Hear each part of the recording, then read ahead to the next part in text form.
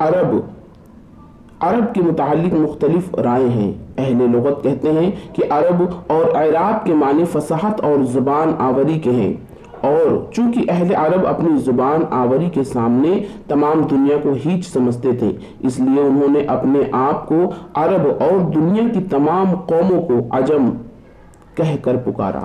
بعض کی رائے ہے کہ عرب اصل میں عربہ تھا، قدیم اشعار میں عرب کے بجائے عربہ آیا ہے۔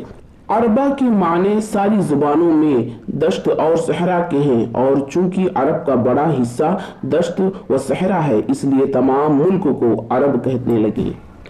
عرب کے حدود اربع ہیں: مغرب بحر قلزم، مشرق خلیج فارس اور بحر عمان، جنوب بحر ہند۔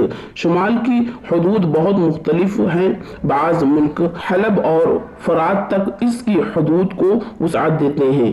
سینا کا جزیرہ جس کا نام التیا ہے، اکثر مصنفین عرب اور یورپ اس کو مصر میں شمار کرتے ہیں، لیکن جیالوجی کی روح سے وہ عرب سے متعلق ہے۔ عرب کی پیمائش باقاعدہ اب تک نہیں ہوئی، تاہم اس قدر یقینی ہے کہ وہ جرمن اور فرانس سے 4 گنا زیادہ وسیع ہے۔ طول تقریباً 1500، عرض 600 میل اور مجموعہ رقبہ 12 لاکھ میل مربع ہے۔ ملک کا بڑا حصہ ریگستان ہے، پہاڑوں کا جال تمام ملک میں پھیلا ہوا ہے۔ سب سے بڑا طویل سلسلہ پہاڑ جبل السرا ہے، جو جنوب میں یمن سے شروع ہو کر شمال میں شام تک چلا گیا ہے۔ اس کی سب سے اونچی چوٹی 8000 فٹ بلند ہے۔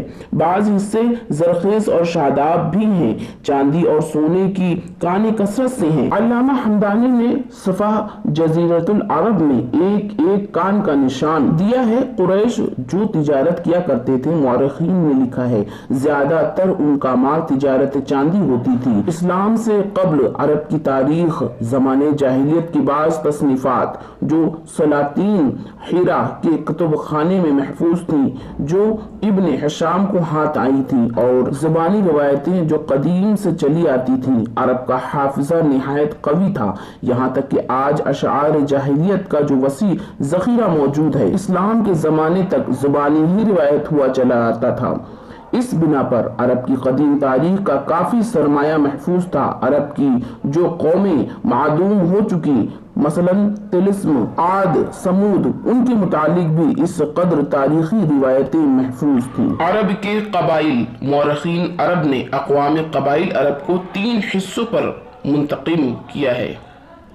عرب باعدہ یعنی عرب کے قدیم ترین قبائل جو اسلام سے بہت پہلے فنا ہو چکے تھے۔ عرب عربہ جو بنو قحطان جو عرب باعدہ کے بعد عرب کے اصلی باشندے تھے اور جن کا اصل مسکن ملک یمن تھا۔ عرب مستعربہ بنو اسماعیل یعنی اسماعیل علیہ السلام کی اولاد جو حجاز میں آباد تھی۔